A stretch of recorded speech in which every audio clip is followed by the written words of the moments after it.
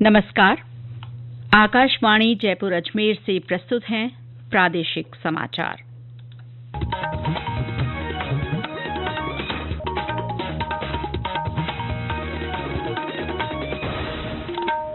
मुख्य समाचार।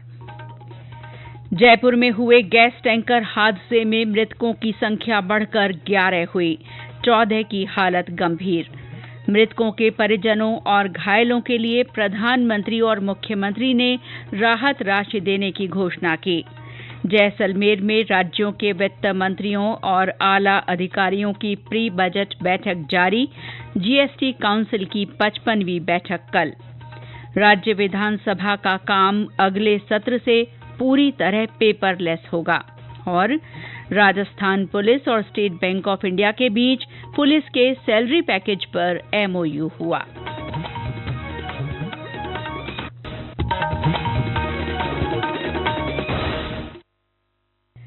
समाचारों के साथ मैं शीला चावला और अब समाचार विस्तार से। जयपुर के भाखरोटा क्षेत्र में हुए गैस टैंकर हादसे में मृतकों की संख्या बढ़कर 11 हो गई है। घायलों का जयपुर के सवाई मानसिंह अस्पताल में इलाज चल रहा है।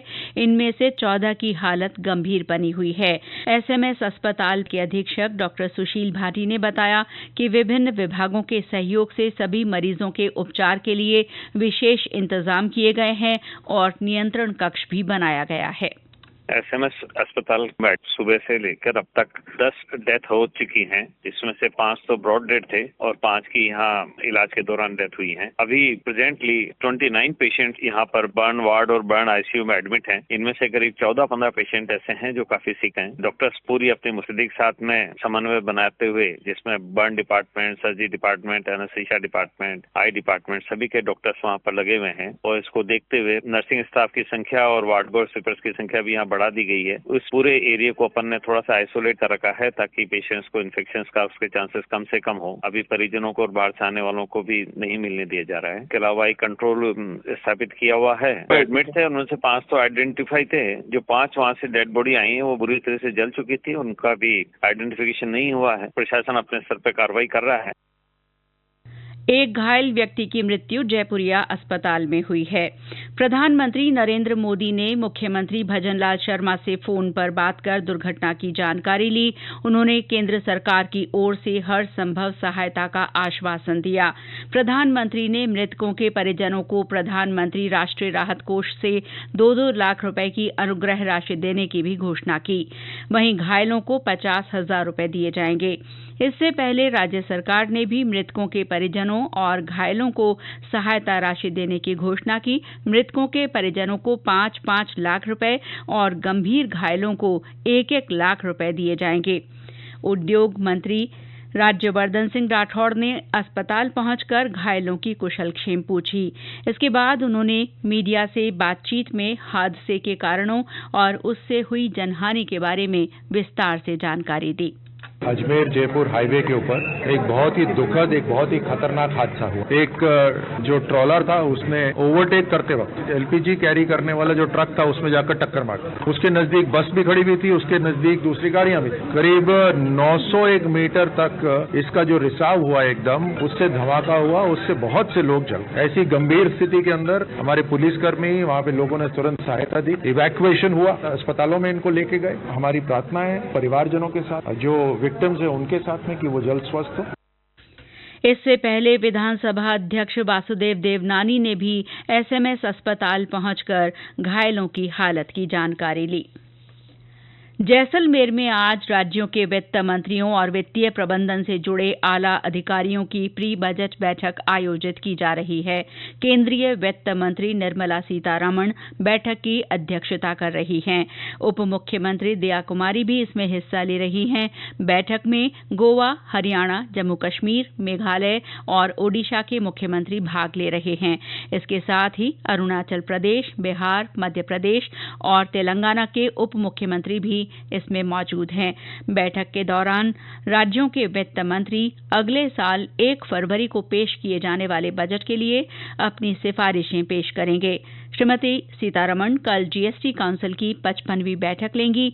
बैठक में सामान्य वस्तुओं पर कर दरों को घटाने के बारे में विचार विमर्श किया जा सकता है।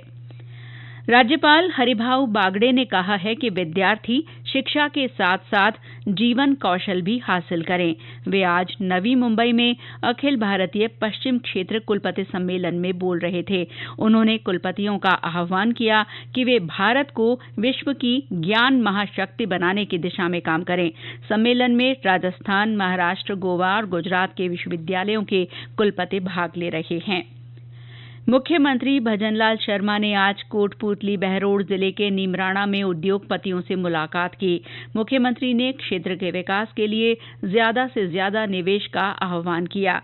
इससे पहले उन्होंने काटका माजरा में एएसआई सुरेंद्र सिंह के घर पहुंचकर उन्हें श्रद्धांजलि दी और परिजनों को सांत्वना दी। इस दौरान जिला कलेक्टर कल्पना अग्रवाल और पुलिस अधिकारी भी मौजूद रहे। ये समाचार आकाशवाणी जयपुर अजमेर से प्रसारित किए जा रहे हैं। प्रादेशिक समाचार बुलेटिन आप हमारे Twitter handle @AIR News Jaipur, YouTube channel Rajasthan AIR News और फेसबुक AIR News राजस्थान पर भी सुन सकते हैं। इसके साथ ही आप हमारी वेबसाइट newsonair.gov.in पर भी समाचार सुन सकते हैं और संबंधित फोटो और वीडियो देख सकते हैं। विधानसभा अध्यक्ष वासुदेव देवनानी ने कहा है कि नए साल में शुरू होने वाला विधानसभा सत्र पूरी तरह से डिजिटल और नए कलेवर में होगा। श्री देवनानी आज अपना विधानसभा अध्यक्ष के रूप में 1 साल का कार्यकाल पूरा होने के मौके पर प्रेस वार्ता को संबोधित कर रहे थे। उन्होंने कहा कि 1 साल में संसदीय परंपराओं को समृद्ध बनाने तथा नवाचार करने का प्रयास किया गया है। श्री देवनानी ने कहा कि इसी साल के अंत तक सदन को डिजिटल करने का काम पूरा हो जाएगा और ये एक बड़ी उपलब्धि होगी। विधानसभा अध्यक्ष ने कहा कि वन नेशन वन एप्लीकेशन के तहत ई-विधान एप्लीकेशन का उपयोग किया जाएगा। और अब डिजिटल आपको पूरा सदन में दिखेगा। हर एक पे टेबलेट हर सीट पर लग रही है, कुछ के लग चुकी, कुछ के लग रही है, जिसके आधार पे ये संसदीय जो हमारी कार्यप्रणाली है उसमें एक नए आयाम उसके साथ आएंगे। इस विधान नए वर्ष का जो पहला सत्र होगा वह पेपरलेस और डिजिटल होगा। लगभग उम्मीद है कि जनवरी के तृतीय सप्ताह के आसपास इसको हम लोग शुरू करेंगे और इस पद्धति से हम लोग शुरू करेंगे। यह मूलतः वन नेशन वन एप्लीकेशन के तहत नेशन ई-विधान एप्लीकेशन जिसे नेवा शॉर्ट में कहते हैं उसको डिजिटल बनाए जाने के लिए हमने इसका किया है। विधानसभा अध्यक्ष ने कहा कि सदन अधिक दिनों तक चले, साथ ही सदस्यों को उनके सवालों के जवाब समय पर मिलें, इसके लिए भी लगातार प्रयास किए गए हैं। उन्होंने कहा कि विधानसभा के पास बनाया गया कॉन्स्टिट्यूशन क्लब भी जनवरी से शुरू हो जाएगा। राजस्थान पुलिस और स्टेट बैंक ऑफ इंडिया के बीच राजस्थान पुलिस सैलरी पैकेज पर आज एमओयू किया गया। मुख्यमंत्री भजनलाल शर्मा की मौजूदगी में हुए इस एमओयू के तहत पुलिस कर्मियों की दुर्घटना में मृत्यु होने पर उनके परिजनों को 1 करोड़ 20 लाख रुपए, स्थायी विकलांगता की स्थिति में 1 करोड़ 10 लाख रुपए तथा स्थायी आंशिक विकलांगता पर 80 लाख रुपए का परिलाभ दिया जाएगा। इस मौके पर मुख्यमंत्री ने कहा कि ये एमओयू पुलिस कर्मियों और उनके परिवारजनों के कल्याण की दिशा में एक अहम कदम है। राज्य सरकार आने वाले समय में राजस्थान पुलिस के कार्मिकों के कल्याण के लिए और भी आवश्यक कदम उठाती रहेगी।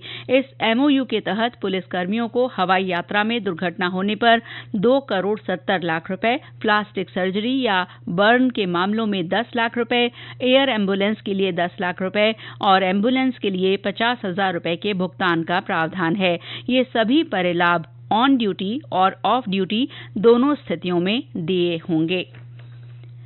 बीकानेर की महाजन फील्ड फायरिंग रेंज में युद्धाभ्यास के दौरान अपनी जान गंवाने वाले बीएसएफ के हवलदार जितेंद्र सिंह का आज उनके पैतृक गांव दौसा के गाजीपुर में राजकीय सम्मान के साथ अंतिम संस्कार किया गया। उनकी अंतिम यात्रा में बड़ी संख्या में जनप्रतिनिधियों और आमजन ने शिरकत की। मुंबई नाव हादसे में जान गंवाने वाले नेवी के कमांडो महेंद्र सिंह शेखावत का आज उनके पैतृक गांव जयपुर के जोनसिया में राजकीय सम्मान के साथ अंतिम संस्कार किया गया। इससे पहले उनके अंतिम दर्शन के लिए पार्थिव देह जयपुर के सैनिक अस्पताल में रखी गई। उधर झुंझुनू जिले के बनगोठड़ी खुर्द के निवासी बीएसएफ के जवान राजेश कुमार पूनिया की भी आज अंत्येष्टि की गई। गौरतलब है कि राजेश कुमार पिछले कुछ दिनों से बीमार थे और जयपुर के एक निजी अस्पताल में भर्ती थे। उनका बुधवार को निधन हो गया था। हरियाणा के पूर्व मुख्यमंत्री और इंडियन नेशनल लोकदल के वरिष्ठ नेता ओम प्रकाश चौटाला का आज निधन हो गया। वे 89 वर्ष के थे। सांस लेने में तकलीफ के चलते उन्हें आज सुबह गुरुग्राम के एक निजी अस्पताल में भर्ती कराया गया, जहां इलाज के दौरान उनकी मृत्यु हो गई। ओम प्रकाश चौटाला 7 बार विधायक और 5 बार हरियाणा के मुख्यमंत्री रहे। राज्यपाल हरिभाऊ बागड़े ने श्री चौटाला के निधन पर शोक व्यक्त किया है। और अब मौसम। राज्य में ज्यादातर स्थानों पर न्यूनतम तापमान में बढ़ोतरी हुई है। सबसे कम 2.2 डिग्री सेल्सियस न्यूनतम तापमान फतेहपुर में दर्ज हुआ। संगरिया में 3.3 डिग्री सेल्सियस, करौली में 3.4, सिरोही में 4.7, बीकानेर में 4.8 तथा नागौर, श्रीगंगानगर और अलवर में न्यूनतम तापमान 5 डिग्री सेल्सियस रिकॉर्ड किया गया। अन्य स्थानों पर भी पारा चढ़ा है। मौसम विभाग ने आगामी 48 घंटों में न्यूनतम तापमान में थोड़ी गिरावट होने और शेखावाटी क्षेत्र में कहीं कहीं शीतलहर चलने की संभावना जताई है। 22 और 23 दिसंबर से न्यूनतम तापमान में फिर से बढ़ोतरी के आसार हैं। कल विश्व ध्यान दिवस मनाया जाएगा।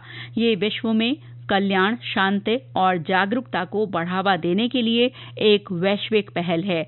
इस महीने की शुरुआत में संयुक्त राष्ट्र महासभा ने सर्वसम्मति से 21 दिसंबर को विश्व ध्यान दिवस के रूप में मनाने के लिए भारत की ओर से दिए गए प्रस्ताव को स्वीकार किया था। ध्यान दिवस की थीम वैश्विक शांति और सद्भाव के लिए ध्यान रखी गई है। और अंत में मुख्य समाचार एक बार फिर। जयपुर में हुए गैस टैंकर हादसे में मृतकों की संख्या बढ़कर 11 हुई, 14 की हालत गंभीर। मृतकों के परिजनों और घायलों के लिए प्रधानमंत्री और मुख्यमंत्री ने राहत राशि देने की घोषणा की। जैसलमेर में राज्यों के वित्त मंत्रियों और आला अधिकारियों की प्री बजट बैठक जारी। जीएसटी काउंसिल की 55वीं बैठक कल। राज्य विधानसभा का काम अगले सत्र से पूरी तरह पेपरलेस होगा।